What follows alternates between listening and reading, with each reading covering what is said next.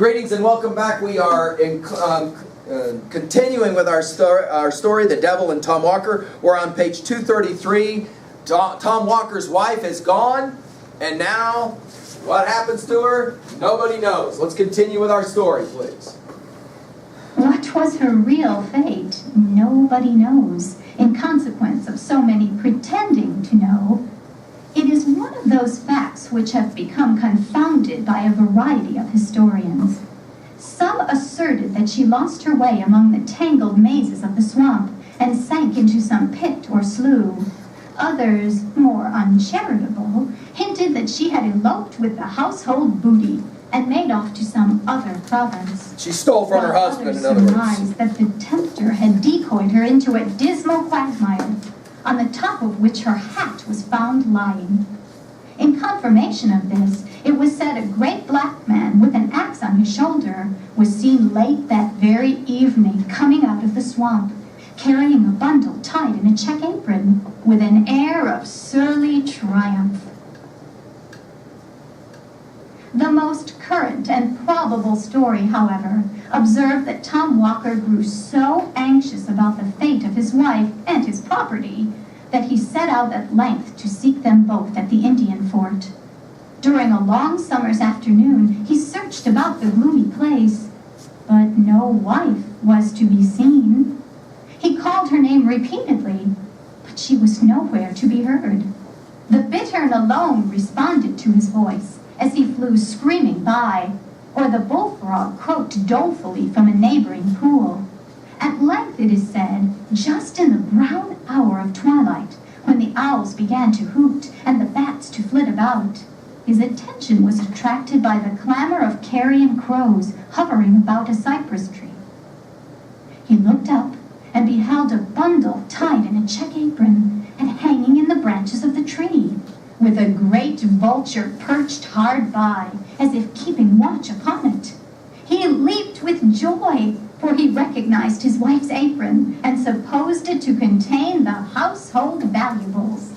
"Let us get hold of the property," said he consolingly to himself, "and we will endeavor to do without the woman." Ouch! As he scrambled up the tree, the vulture spread its wide wings and sailed off screaming into the deep shadows of the forest. Tom seized the checked apron, but woeful sight! Found nothing but a heart and liver tied up in it. Whoops! Such, according to this most authentic old story, was all that was to be found of Tom's wife. She had probably attempted to deal with the black man as she had been accustomed to deal with her husband. But though a female scold is generally considered a match for the devil, yet in this instance she appears to have had the worst of it. She must have died game, however, for it is said Tom noticed many prints of cloven feet deeply stamped upon the tree, and found handfuls of hair that looked as though they had been plucked from the coarse black shock of the woodsman. Tom knew his wife's prowess by experience. He shrugged his shoulders as he looked at the signs of a fierce clapper clawing. "Egad," said he to himself, "Old Scratch must have had a tough time of it." Tom consoled himself for the loss of his property with the loss of his wife, for he was a man of fortitude. He even felt something like gratitude toward the black woodsman, who he considered had done him a kindness. Nasty, huh? He sought, therefore, to cultivate a further acquaintance with him, but for some time without success. The old blacklegs played shy, for whatever people may think, he is not always to be had for calling for.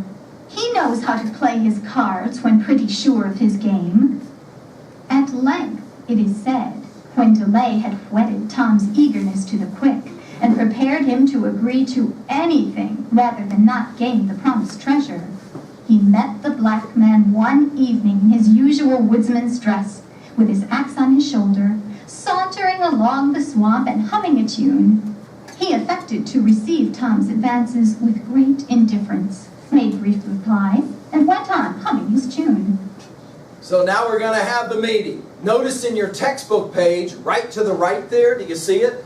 You have a little drawing even on page 235 of the famous Faust story. This is going to be the exchange of the soul for whatever it is that they want. Let's predict in your annotations really quickly. What do you think it is that Tom Walker is going to say to the devil as he meets, other than thanks for taking care of that nasty old wife that I had? What else do you think it is that he's going to ask for or say he wants? What do you imagine he's been most interested in? And why do you think there is a picture at the bottom of page 229 of a chest? Do you see it at the bottom of 229? Look at the bottom of 229. What is it, the picture at the very bottom there? We obviously have a reference possibly to what it is that he wants. Namely, bank, right? So here we go. We will now have the exchange between the devil and Tom Walker. By the way, on page 235 in that second full paragraph, we're told that he comes sauntering along, whistling or singing a tune. Notice the devil, he's just very chill, very laid back. Yeah, we can have a conversation, ain't no thing. What is the conversation going to look and sound like? Let's follow it now together. By degrees, however, Tom brought him to business, and they began to haggle about the terms on which the former was to have the pirate's treasure. There was one condition which need not be mentioned, being generally understood in all cases where the devil grants favors. But there were others, about which, though of less importance, he was inflexibly obstinate. He insisted that the money found through his means should be employed in his service. He proposed, therefore, that Tom should employ it in the black traffic. That is to say, that he should fit out a slave ship. This, however, Tom resolutely refused. He was bad enough in all conscience, but the devil himself could not tempt him to turn slave trader.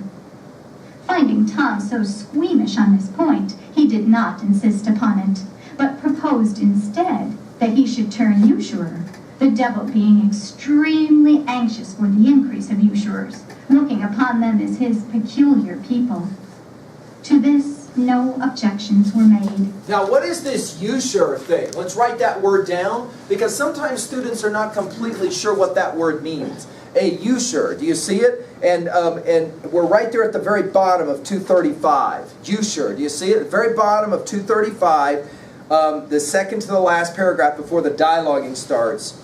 Usurer, and then we're told that this usurer is something the devil really likes. In a word, a usurer is a money lender who charges really high interest rates. I'll say it again. A usurer is a money lender who charges really high interest rates, meaning that if you don't have a lot of money, he'll give you the money, but then he will demand payback at a much higher rate. And it will ruin a lot of people to do this, going and getting some kind of money that you can't pay back. So this is going to be the exchange with the devil and Tom Walker. Tom Walker will begin to loan money out, but he's going to charge really high interest rates, knowing full well people cannot pay it back, knowing full well that it's going to destroy them. All right, here we go. For it was just to Tom's taste. "You shall open a broker's shop in Boston next month," said the black man. "I'll do it tomorrow if you wish," said Tom Walker. "You shall lend money at 2% a month." "Egad, I'll charge 4, replied Tom Walker. "You shall extort bonds, foreclose mortgages, drive the merchants to bankruptcy." "I'll drive them to the devil," cried Tom Walker. "You are the usurer for my money," said Blacklegs with delight. "When will you want the rhino?" "This very night." "Done," said the devil. "Done," said Tom Walker. So they shook hands and struck a bargain. A few days' time saw Tom Walker seated behind his desk in a counting house in Boston.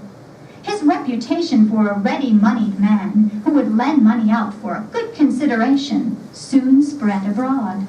Everybody remembers the time of Governor Belcher, when money was particularly scarce. So you might think here at 3A really quickly, about another famous miser, another famous money lender, who was known to be so nasty with his money that his name comes into normal English language to mean somebody who is stingy with his money. Namely, of course, I'm speaking of Charles Dickens' famous character from the Christmas Carol, Scrooge. You got it, Scrooge. Every Christmas time we hear the story of Scrooge. Nice man or not so nice man? Really not so nice man, right? Who spends all of his life doing what? Getting money, right? The Tom Walker character, very similar. He's going to have lots of money, but he's going to treat people really nasty, right? Okay? He's stingy, not generous. All right, here we go. Let's keep working. It was a time of paper credit. The country had been deluged with government bills. The famous land bank had been established. There had been a rage for speculating. The people had run mad with schemes for new settlements, for building cities in the wilderness. Land jobbers went about with maps of grants and townships and Eldorados, lying nobody knew where, but which everybody was ready to purchase. In a word, the great speculating fever which breaks out every now and then in the country had raged to an alarming degree, and everybody was dreaming of making sudden fortunes from nothing. Lots of people, you live in Wyoming, lots of people during this time, 1824 and following, would get on trains, ride ponies, and head west looking for, they were looking for gold, right? This kind of speculation was happening all over the West, all over America in this time, okay? As usual, the fever had subsided. The dream had gone off, and the imaginary fortunes with it. Right. The patients were left in doleful plight, and the whole country resounded with the consequent cry of hard times. At this propitious time of public distress, did Tom Walker set up as a usurer in Boston. His door was soon thronged by customers. The needy and adventurous, the gambling speculator, the dreaming land jobber, the thriftless tradesman, the merchant with cracked credit. In short, everyone driven to raise money by desperate means and desperate sacrifices hurried to Tom Walker. Thus Tom was the universal friend of the needy, and acted like a friend in need. That is to say, he always exacted good pay and good security. In proportion to the distress of the applicant was the hardness of his terms. He accumulated bonds and mortgages, gradually squeezed his customers closer and closer, and sent them at length, dry as a sponge, from his door. In this way he made money hand over hand, became a rich and mighty man, and exalted his cocked hat upon change. He built himself, as usual, a vast house out of ostentation, but left the greater part of it unfinished and unfurnished out of parsimony. He even set up a carriage in the fullness of his vainglory, though he nearly starved the horses which drew it. And as the ungreased wheels groaned and screeched on the axle-trees, you would have thought you heard the souls of the poor debtors he was squeezing. As Tom waxed old, however, he grew thoughtful. Having secured the good things of this world, he began to feel anxious about those of the next. Uh-oh, so here we go, the end of our story. We're now coming down to the end of our story and the possible climax. Tom Walker has grown very wealthy with his exchange with the devil, but now he's getting old and he's a little worried about dying. Why? Because, of course, in this tradition, once you die, you go to where the devil is, hell. So he starts to get a little bit worried that maybe he wasn't a very nice person all those years he was making all that money. Whoops, what's going to happen now? Let's take a look. He thought with regret on the bargain he had made with his black friend, and set his wits to work to cheat him out of the conditions. He became, therefore, all of a sudden, a violent churchgoer. He prayed loudly and strenuously, as if heaven were to be taken by force of lungs. Indeed, One might always tell when he had sinned most during the week by the clamor of his Sunday devotion. The quiet Christians who had been modestly and steadfastly traveling Zionward were struck with self-reproach at seeing themselves so suddenly outstripped in their career by this new-made convert. Tom was as rigid in religious as in money matters. He was a stern supervisor and censurer of his neighbors, and seemed to think every sin entered up to their account became a credit on his own side of the page. He even talked of the expediency of reviving the persecution of Quakers and Anabaptists. In a word, Tom's zeal became as notorious as his riches. Still, in spite of all this strenuous attention to forms, Tom had a lurking dread that the devil, after all, would have his due. That he might not be taken unawares, therefore, it is said he always carried a small Bible in his coat pocket. He had also a great folio Bible on his counting-house desk, and would frequently be found reading it when people called on business. On such occasions, he would lay his green spectacles in the book to mark the place, while he turned round to drive some usurious bargain. Some say that Tom grew a little crack-brained in his old days. Began to lose his and mind. that fancying his end approaching, he had his horse new shod, saddled and bridled, and buried with his feet uppermost, because he supposed that at the last day the world would be turned upside down, in which case he should find his horse standing ready for mounting, and he was determined at the worst to give his friend a run for it. This, however, is probably a mere old wives' fable. If he really did take such a precaution, it was totally superfluous.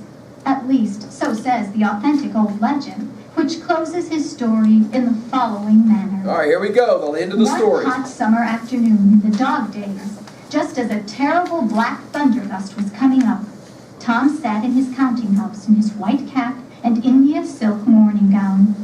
He was on the point of foreclosing a mortgage, by which he would complete the ruin of an unlucky land speculator, for whom he had professed the greatest friendship. The poor land jobber begged him to grant a few months' indulgence. Tom had grown testy and irritated, and refused another day. "My family will be ruined and brought upon the parish," said the land jobber. "Charity begins at home," replied Tom. "I must take care of myself in these hard times." "You have made so much money out of me," said the speculator. Tom lost his patience and his piety. "The devil take me," said he, "if I have made a farthing." Just then, there were 3 loud knocks at the street door. He stepped out to see who was there. A black man was holding a black horse, which neighed and stamped with impatience. "Tom, you're come for," said the black fellow gruffly. Tom shrank back, but too late. He had left his little Bible at the bottom of his coat pocket, and his big Bible on the desk buried under the mortgage he was about to foreclose. Never was sinner taken more unawares. The black man whisked him like a child into the saddle, gave the horse the lash, and away he galloped, with Tom on his back, in the midst of the thunderstorm. The clerks stuck their pens behind their ears and stared after him from the windows. Away went Tom Walker, dashing down the streets, his white cap bobbing up and down, his morning gown fluttering in the wind, and his steed striking fire out of the pavement at every bound. When the clerks turned to look for the black man, he had disappeared. Tom Walker never returned to foreclose the mortgage. A countryman who lived on the border of the swamp reported that in the height of the thunder gust he had heard a great clattering of hoofs and a howling along the road, and running to the window caught sight of a figure, such as I have described, on a horse that galloped like mad across the fields, over the hills, and down into the black hemlock swamp toward the old Indian fort, and that shortly after, a thunderbolt falling in that direction seemed to set the whole forest in a blaze. The good people of Boston shook their heads and shrugged their shoulders, but had been so much accustomed to witches and goblins and tricks of the devil in all kinds of shapes from the first settlement of the colony that they were not so much horror-struck as might have been expected. Trustees were appointed to take charge of Tom's effects. There was nothing, however, to administer upon. On searching his coffers, all his bonds and mortgages were found reduced to cinders. In place of gold and silver, his iron chest was filled with chips and shavings. 2 skeletons lay in his stable instead of his half-starved horses, and the very next day his great house took fire and burned to the ground. Such was the end of Tom Walker and his ill-gotten wealth.